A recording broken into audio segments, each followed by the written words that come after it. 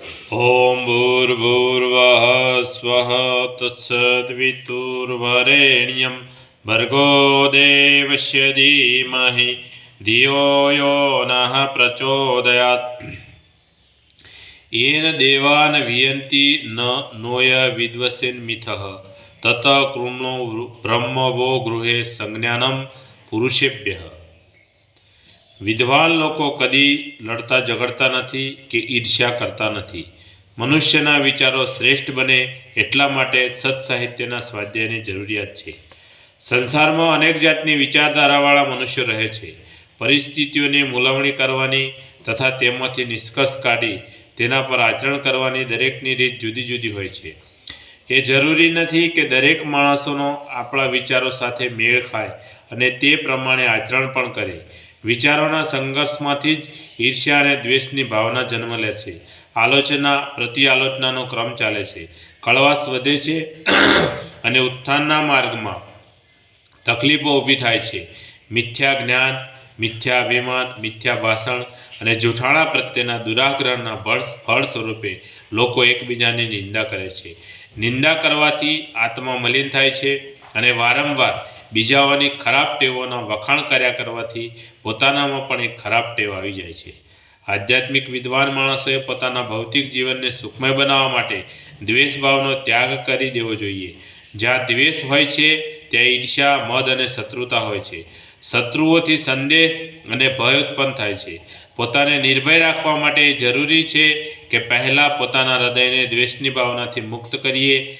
પ્રેમ પ્રેમને જન્મ આપે છે અને ધૃણા ધૃણાને જન્મ આપે છે. પ્રેમનું વાતાવરણ જ નિર્ભયતાનો સુખદ વિકલ્પ છે.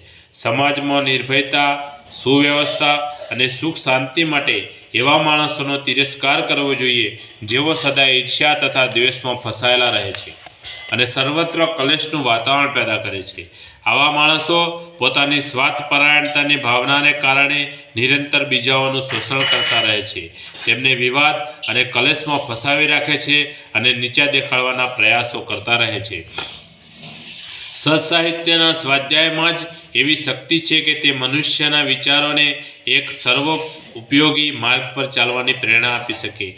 તેના દ્વારા વાસ્તવિક જ્ઞાન પ્રાપ્ત કરવાથી તેમના મતાંતર દૂર થાય છે અને ચિંતનને સાચી દિશા મળે છે. સ્વાધ્યાયના માધ્યમથી મન પર જામેલી ભ્રમ તથા ભ્રાંતિની કાળાશ દૂર થઈ જાય છે.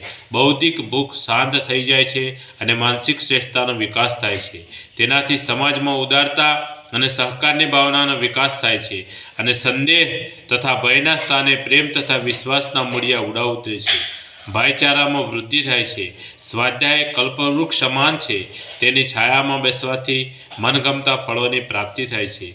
બધી ચિંતાઓ દૂર થઈ જાય છે અને જીવનમાં મધુરતા તથા સાત્વિકતા આવે છે. સ્વાધ્યાય દ્વારા આપણને એવા વિદ્વાનોનો સત્સંગ પણ પ્રાપ્ત થાય છે જેઓ સેંકડો હજારો વર્ષ પહેલાં આ ધરતીની શોભા હતા. તેમના પુસ્તકો દ્વારા આપણા સંપર્ક તેમની સાથે જોડાઈ જાય છે અને એવું લાગે છે કે જાણે આપણે તેમની સાથે પ્રત્યક્ષ વાતો કરી રહ્યા છીએ અને તેઓ આપણી મુશ્કેલીઓનું સમાધાન કરીને માર્ગ બતાવી રહ્યા છે. નિત્ય કર્મની જેમ સારું સાહિત્ય વાંચવાના ક્રમનો આપણી દિનચર્યામાં સમાવેશ કરવો જોઈએ.